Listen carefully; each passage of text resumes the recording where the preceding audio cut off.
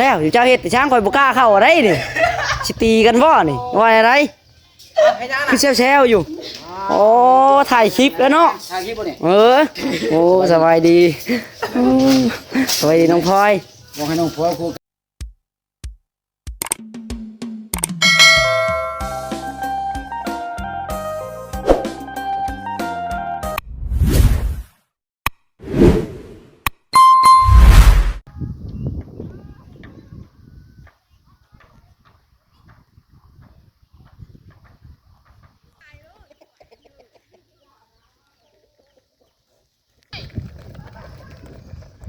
เอาพี่น้องเนาะเปิดพาบรรยากาศมาตอนแรงๆพี่น้องเลยอ๋อโตบุญมาจะได้รถใหม่ป่ะให้ในรถนี่อาจ้อยป่ะพี่น้องเนาะอาจ้อยไปเห็นรถให้แล้วเจ็บได้เลยเห็ดนั้นก็เห็ดโตนี่โอ้ยตำป่ะตำเอาพี่น้องเนาะบรรยากาศมาตอนแรงๆพี่น้องเลยตัดทายสบายดีแม่เอฟซีเบิร์ดสุขูสู่คนพี่น้องเนาะเบิร์ดสู่มองสู่บอลพี่น้องเอ้ยเพื่อนน้องละพี่น้องเนาะก็อ้อมจึดบาทนี่เต็มเบิดทุกอันพี่น้องเอ้ยยังเหลือแต่ภายในนั่นแหละเนาะยังอยู่พี่น้องเอ้ย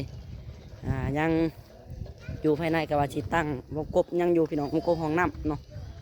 ยังอยู่ก็ว่าตอนแรกพี่น้องเอ้ยสิเข้าไปเบิ่งอัปเดตเพื่อนน้องจ้อยพี่น้องเนาะก็ถ่ายเบิ่งเพื่อนน้องหล่าให้แม่ๆซีเบิ่งสักก้อนสั่นเดี๋ยวยังเข้าไปพุ่นเนาะก็แล้วก็คืองามคือขึ้นอะไรพี่น้องเนาะนี่ครับจ้องามขึ้นอะไรพี่น้องเอ้ยบ้านนี้เพื่อนน้องไซล่าก็ได้เนาะนี่โธ่เอาน้องๆก็พากันลิ้นล่ออยู่วันนี้วนมากับวนมาเสร็จอย่างเททางในบ้านนี่ตีกันระบ้อน่ะเนาะก็เสียงวุ่นๆแท้นี่ตุ๊กเพื่อนน้องจ้อยอยู่ได้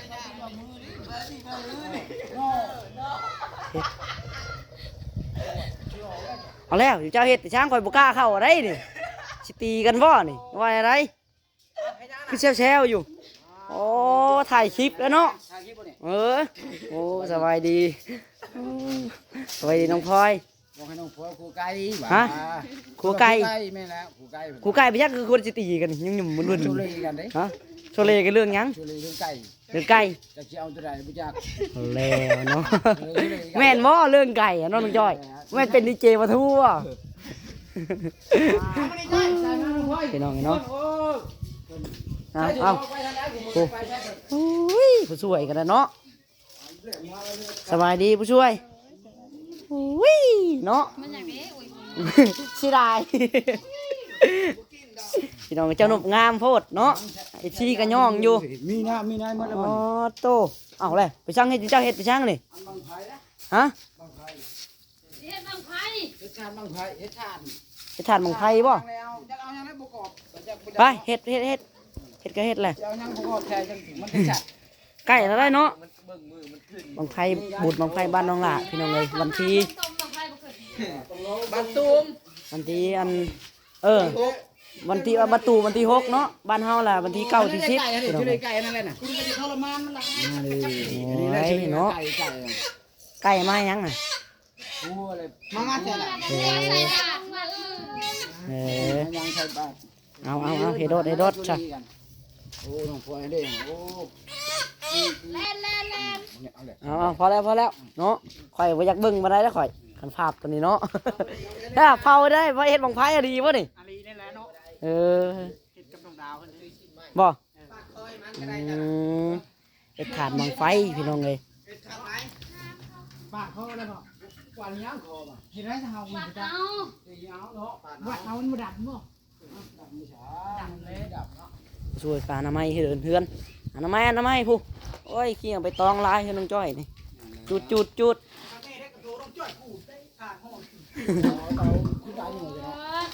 ปาดค่อยสิอันนั้นดอกได้ซะทำไมผู้ช่วยเฉยๆเราเสือเราไป น้องพลอยเป็นแล้วมีทุกทองคนดุคนมัน คนขยันขี้ข้านนอนเว้น แล้วมันก็เลาะ แม่นบ่ มาชมมาทิมน้องนี่ได้ปะ บ่ได้ได้ บ่ได้ เจ้าเฮ็ดบ่จูดไม้รถพี่ทางขี้เหงื่อเพิ่นเก็บมาพี่ผู้ช่วยทีมคนนี้เบิดนี่แล้วก็จูดนี่โอ้ยยังหลายอยู่เพิ่นยังบ่ได้จูดเลยนี่โอ้ยมันบ่ล้มดอกมันมีอันกันอยู่เนาะมันมีอันกันอยู่บ่ปิวดอกจูดรถมันปิวไปทั่วทีบ มาจูดกับแม่ก็ได้เมียคือเก่าแล้วเนาะ เออฉันไปเก็บอยู่นี่แล้วเนาะเอาปิดไว้แม่พอแล้วฉันนี่มันเป็นกี่เท่าไปเลยกระเทียมบางไพ่ฮะ จักเบิ่งมาเฮ็ดเบิ่งตามแต่ทานนี่แหละตามแต่ทานแล้วก็มันชัดเลยชัดเลย เจียขี้เจีย อะไรขี้เกียจเอานี่ใช้ขี้เกียจบ่จัง เพิ่นเฮ็ดบางไฟพี่น้อง บ่ เนาะ ได้มีได้ขี้เกียจเนาะไปหาใส่บ้านเฮาสิมี เฮ็ดบางไฟอันบุญบรรตูมนี่ละก่อนเนาะ โดย มันแข็งเลยเนาะ โอ้ ต้มไม่เท่านี้แหละขอยว่า วันที่ยัง ระวังแหละขอโยนตกขี้ตมแลรุ่นนี้แหละ ไปน้ำเด้อ วันที่ยังบรรทุก ที่หกที่หาที่หกนี่เนาะ ก็ได้ยินได้เจ้าว่า บรรตูม บุญบั้งไฟ บ้านในวันที่10เนาะ บุญบ้านเฮานี่วันที่9ที่10บุญของไฟบ้านเฮานี่บ้านน้อย เป็นได้เบิ่งมอลำเรื่องตอนเจ๊กมัน เฮาบ่ได้เบิ่ง บ่ได้เบิ่งลำเรื่องบ่ เอา บ่ ไว้ บ่ได้มักลำเลือก คอยได้ยินเจ๊กต้องบัดเบิ่งข้างมันโอ้ มันมักลิเกปะทูหลายก็ นี่ยังดีเจประตู นี่เก็บประตู บ่จะให้ดีเจประตูมาบ่ เฮ็ด เอ็นนั่นแหละเนาะไปรุ่นหมวกขาวได้ป่ะชงไปรุ่นหมวกขาวเห็นบ่หมวกขาว แม่ลิเกปะทูพ่อมื้อนะ คนมาเด็กบ่มีใครรู้จัก มีแบบนักคนโก้เอ้ยลิเกปะทูนะ นี่เก็บประตูเนาะ ก็รอเนาะ รูปรออยู่เพิ่น รอเลย บ่ได้ดอกเก๋จังว่ามันน่ะ เจ้าว่าขนาดนั้นเนี่ยน้องบ่ ไม่ได้หูได้มึง แล้วจะฮู้ดีเจ เหี่ยวมันเหี่ยวนะป่ะอุ้ยเอาไว้ตำเอาไว้ต อันนี้คือจ้ะดีเจประตูเพิ่น ำคอยก็ไม่ได้เห็นมันอยู่ในชายผู้ช่วยนี่นี่ ขยะไหน โอ้หมักใหญ่มันเนาะ เดี๋ยวจะข้าม ล้างเลย อันแม่ตำเจอ ตำตอนแรกนี่แล้วนี่โอ้ ข้ามมานี่เนาะ งูเขียวนี่ นี่กระโปงกระปอง เอา หมดแรงแล้ว ยังจัดอยู่จ้ะ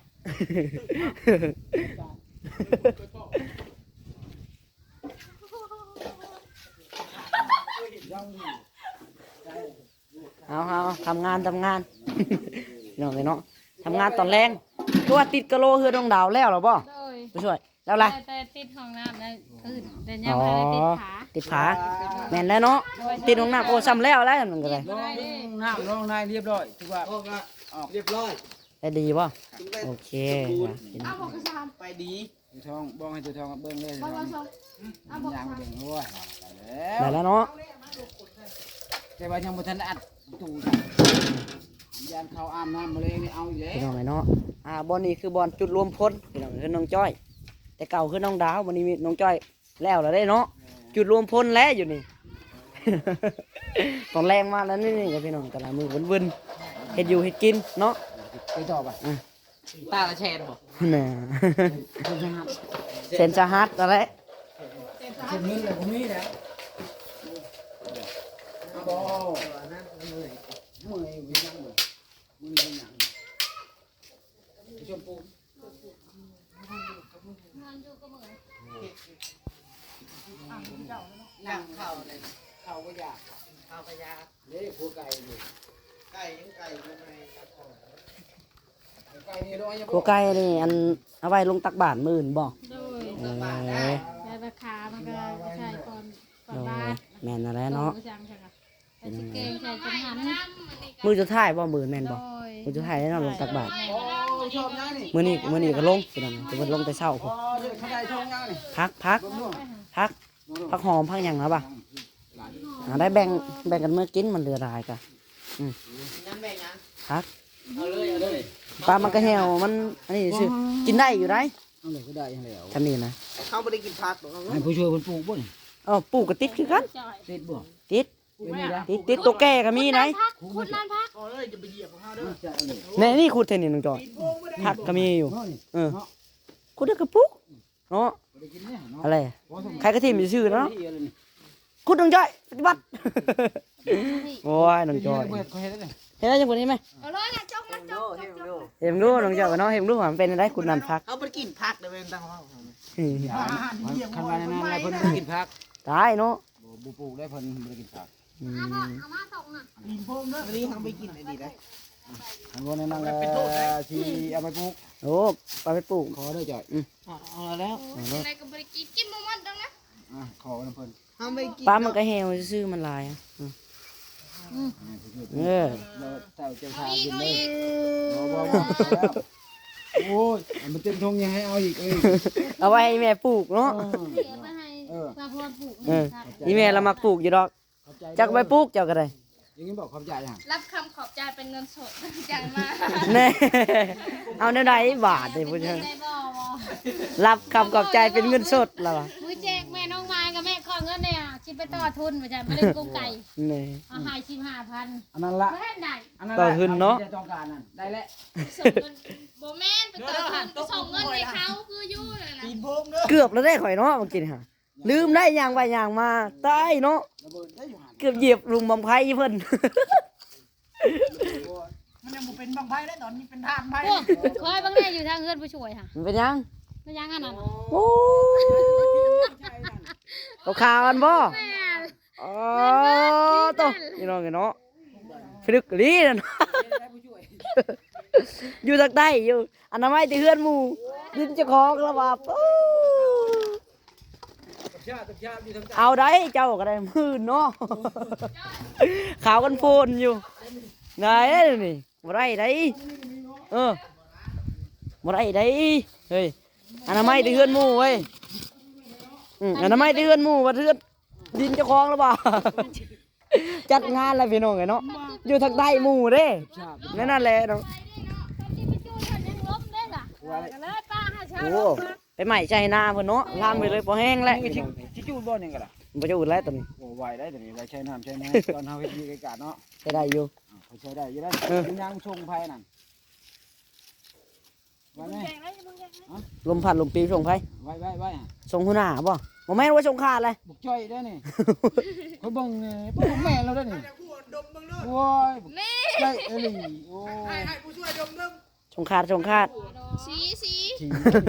ไผสิดมชงดมเจือน้องจ้อยแล้วครับจ้อยนั่นแหละดมนี่ เราบริษัทดิมันดมเป็นๆไม่รถ นี่จ้อยเอาไว้ให้น้ำให้นายสิเข้าตู้เข้ายางเนาะ แม่น กินได้นี่ ตู้เฮามันหนำหลาย กะลายก็เอาไว้หาอีกจะอยู่ดอกหลาย ว่าเฮาเอาตุ๊กอันนั้นได้ตุ๊กแดงๆนะ หลายตู้เลย ยับไปเปิดบ่ได้จ่ายตู้ แม่นบ่เนาะ ตุ๊กยัง อันนี้หันเอาได้ไหมหันตู้เป็นนั่นว่าตู้เลยตู้ประจำ เชะมาหอนเชะ หอนยังได้เนาะ เอาสิบ่เนี่ยมากูจะเอามา เห็นบ่มาหอนได้บ่มันมาแล้วเด้ไปหอนยังอีกน่ะเนาะใครบ่ห้องเนาะปอโต หลักได้นี่ เขามานอนน้ำเมาจ้า ขี้หลักได้นี่ หลักเลยเนาะมาเลย อัดประตูมันเข้ามานอนแล้วมันรีได้มาดิ นอนน้ำมันจ่อยได้ไหน ตอนนั้นเฮ็ดบุญบ่ได้ยังเฮ็ด เรียบ เรียบตอนชีดบางอย่างลิ้วแล้ว โอ้ยโอ้โหผู้เจ้ามันคือผู้ได้ดื้อปานนี้ผู้เจ้ามันผู้ได้ดื้อเนาะ สิครัวไว้พี่น้องเตรียมไว้อื่น พอดีปิ้งเลยเนาะ หือ แดงตรงเลย แดงต้องอยู่เนาะ ไปประเทศอินเดียได้เลย ต้องถั่วไปหาเตโต้เตโต้ออกกำลังกาย มื้อแรงชื่อแกงมากระต้อให้กิน กินรถเอาใกล้ บ้านใดกินมากระตอกมา เนาะ มัน โอ้ ยากเลย ย เคยกินลูกโดด โอ้ยโอ้ไปเอ้ยดีใจโอ้ดีใจแล้วเพิ่นออกกำลังกำลังกายเนาะ โอ้ย มีกิจการเนาะมีเฮมเฮง คนไปกับน้องดาวออกกำลังกายก็ได้ บัดหน้า น้องดาวก็ไปแข็งแห้งแล้ว มัดแขนได้เมื่อวานนี่ อ้าวไม่เคยเห็น ค่อยมัดแขนมาได้เมื่อวานนี่ โอ้ย ค่ำแล้วข่อยก็ตื่น ข่อยตื่นก็ตื่นนอน6 โมงแล้วมาปลุ๊กข่อยไปมัดแขน ตื่นมาหน้าชื่อหน้าแหละมันข่อยก็ได้ กูจังกูจัง ข่อยก็ยังงงๆมึนๆอยู่ตื่นมาไปมัดแขนเล่านะตะตูบตะโพงอยู่ มาวันนั้นน่าจะมาเพื่อจะมันให้วัน มัดแขนมาเอิ้นขวัญเพิ่นมาเฮือนนะมาเฮือนมาซาน บางทีเพิ่นจะได้มาจะเกี่ยวเนาะ โดยเฮ็ดวิธีได้น้อยสิดอกบ่ได้หาหลายคน มีน้องคนเพิ่นมาเนาะ ก็สิว่าสินำเจ้าก็บ่แห้งนะผู้อยู่สวนมัน อยู่ดงผู้ดงไผสิไปเนาะมาไกลๆนึง โอ้ยเนาะ ว้ายข่อยก็บ่ไปแล้วไกลนี่ นี่ใช้เจ้ากี่กูก่อนจะเป็น โอ้อยู่ไหนต่างหาก บ่มีจะขวดแม่ นี่ติดเบิดเลยจ้ะ เขาฮู้เลยว่าเจ้ากูเอ้าไป ด้านนั้น ไป บอกบริการเขากินเบิดเลย ทำไมจะไปหาให้ เขากินเบิดแล้วตลอดเลยเม็ดเดียว โอ้แพงมันไม่จะเนี่ย เดี๋ยวมันด่าเอาเบนเบียกแล้วให้ปลาในตู้โอ้ย มีจะขวดเดียวจะซื้อด้วยที่ดู ว้าย เอาบ่ก่อนบัดเวลากินมันต่อแกงก็ต่อกินก็กินเจ้ากินน้ำบนอยู่บ่ กินคือกัน ก็ต่อได้กินน้ำได้แกง อยากสิแกงหมูกระต้อบ่ตายแกงหมูกระต้อเนาะ ต้องต้มก่อนไหน เป็นชั่ว ต้มชั่วก่อนจะได้ตี หมูกระต้อก็ต้มก่อนแหละต้มหมูกระต้อเด้ ใช้มือต่อเลย หมูกระต้อก็เฮียอะไรเพิ่นมาจัดงานเชียร์เด้อหมูกระต้อข่อย ต่อได้ มันเฮียเลยเล็กน้อยหลายช่ำโอ้ยข่อยบ่ได้เกมเมียน ที่ว่าชมมาออกกำลังกาย เรียบร้อยนะ บาทออกไหม มันมีเงินจะกีบนะตอนนี้ เงินกีบหนึ่งยังบ่มี เราก็ไม่ได้เนาะออกกำลัง ช่วง กาย นี้ เนาะ จนทนก่อน ช่วงนี้ไอ้โจรทนได้บ่เนาะ อันกระโดดนั่นไปหาเอากระเพรามาสร้างเต้เอาการกระเพราได้เห็นต่อเนาะ พี่น้องเลยเนาะเอาโอเคนะพี่น้องเลยสำหรับคลิปนี้ก็ได้จะขอตัวลาไปก่อนพี่น้องเลยไปพอๆกันคลิปต่อไปเนาะพี่น้องอันนี้ก็เข้ามาอัปเดตเบิ้งพี่น้องตอนแรงๆเพื่อนน้องล่ะเพื่อนน้องจ้อยพี่น้องเอ้ยเนาะแต่ว่าน้องล่ะเว้าคำจาคำใดผิดพลาดพี่น้องบ่งามเนาะต้องกราบขอโทษขออภัยแม่ๆ FC จังไดก็ฝากFC บุตรสุคนนั่นแหละเนาะเข้ามาเบิ่งมาชมพี่น้องเอ้ยเป็นกำลังใจให้กับทางน้องหลาและก็ทีมงานสุคนพี่น้องเนาะน้องหลาก็ได้ก็เพื่อมันเทิงนั้นบ่มีเวทบ่มีงานเหตุก็ไปพี่น้องเพื่อความม่วนเพื่อความมีฮาเนาะ เอาโอเคพี่น้องสำหรับคลิปนี้จะขอกล่าวคำว่าสบายดีพี่น้องบ๊ายบาย